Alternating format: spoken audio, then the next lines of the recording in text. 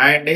నేను మీ doctor Ganta Srinivasa nerve centre, Kothapeta, Guntur. చాలా మంది తలకాయ నొప్పితో బాధపడతా ఉంటారు. ఈ తలకాయ నొప్పి చూస్తే అందరూ నార్మల్ గానే ఉంది.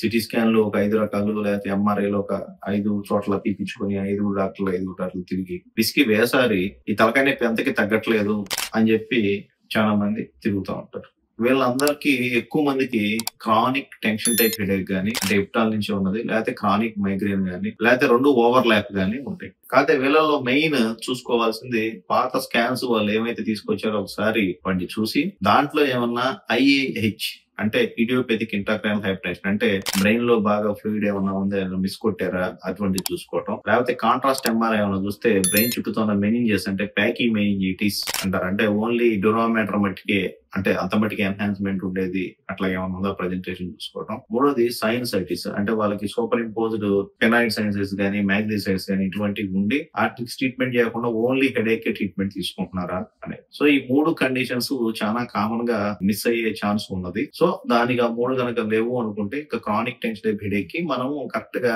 పేషెంట్ కి ఎక్స్ప్లెయిన్ చేసి ఒక డైరీ మెయింటైన్ చేయించి ఎప్పుడెప్పుడు వస్తున్న హెడేక్ చూసి వాళ్ళు మనం ఇస్తున్న టాబ్లెట్ కనుక కరెక్ట్ గా తీసుకొని కనుక ఉంటే వీళ్ళు కూడా మొత్తాన్ని మళ్ళీ నార్మల్ గా చేసి ఎపిసోడిక్ హెడేక్ లోగా మార్చి మళ్ళీ స్లోగా తగ్గించుకోవచ్చు. Thank you.